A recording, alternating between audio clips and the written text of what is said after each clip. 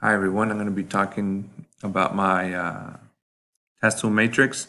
I'll try to get through it pretty quick because I just recorded my last one and it was way too long. Just because this is just such a good resource, there's a lot of stuff to talk about on here. But, I'm going to try to get through it quick. Okay, so for reading, FYI, something I noticed is that I pretty much have computer, tablets, and phones, and just Microsoft Office and Google pretty much constant throughout this whole thing because it's just they're such powerful tools, and they're so easy to use and necessary for a lot of this stuff that I'm going to talk about. Okay, so for reading, I have whiteboards, smart tablets. You need a computer. That's part of one of the main things from hardware is computer, tablets, and phone. Low tech reading trackers, magnifying glasses, and reading trackers could actually be made if you get a digital one, like as an extension to your browser. There's various audiobooks that can go into extension libraries for if you have Chrome, and download a dictionary thesaurus extension, ad blockers if they need the page less decluttered, and magnifying extensions to magnify any text that they need to need magnified. For writing, you see it again: Google Apps, screen readers, keyboards, adapted keyboards based on whatever the student needs. Sometimes they need a certain shape. Sometimes they need a keyboard guard so they don't type on certain keys. But for writing, there's tablet apps and browser extensions for grammar. Grammarly is one of the big ones. I've used Grammarly before, and I'm pretty sure students will find that useful to help them develop grammar. We talked about having an extension for a dictionary thesaurus. These are a few websites: Grammarly, Smallest Grammar Check, Dictionary Thesaurus. I think this is a link to Merriam-Webster, I believe. Yeah, so this is Merriam-Webster's Dictionary and Thesaurus, and I actually have this as an app on my phone, and it's pretty useful whenever I come across a word that I don't know, or if I'm writing and I need to come up with a synonym or an antonym, I use it as a thesaurus. So that's a resource for students.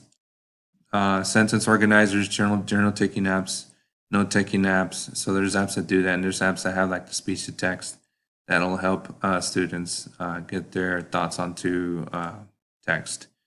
Voice recognition software to dictate, so obviously they need that. So those are a few things for writing. Let's go to math. For math, once again, we have this. We have a smart tablet, smart board, Google Classroom, calculators.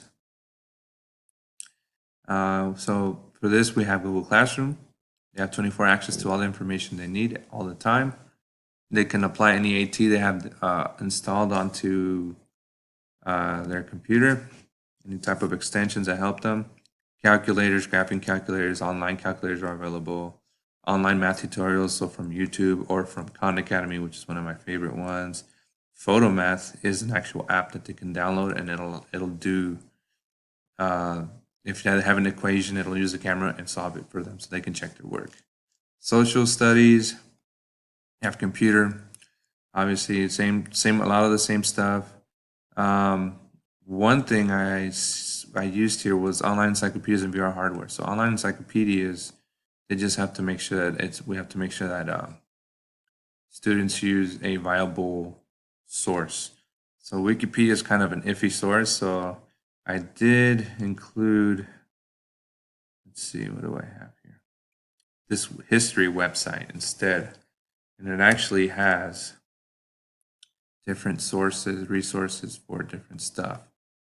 So I kind of like this because it includes this, and there's a lot of different stuff back here. So if I want to do something on Egypt, I just click on it, it'll go to some stuff on Egypt, and then it'll basically talk about it. So art history, it's a good resource. Okay, so let's go to a different one. Let's see.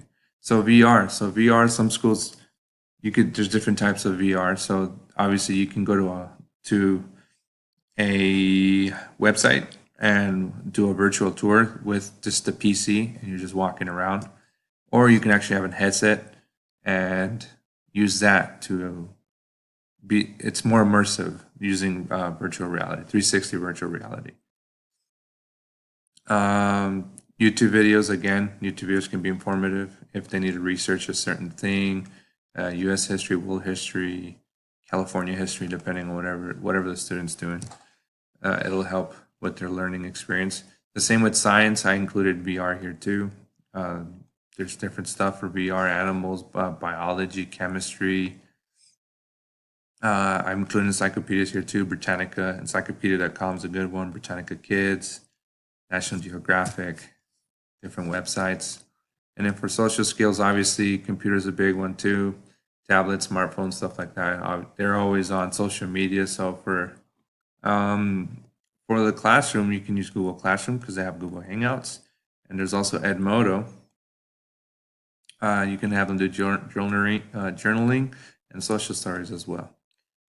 So this concludes my task tool matrix presentation. Thank you.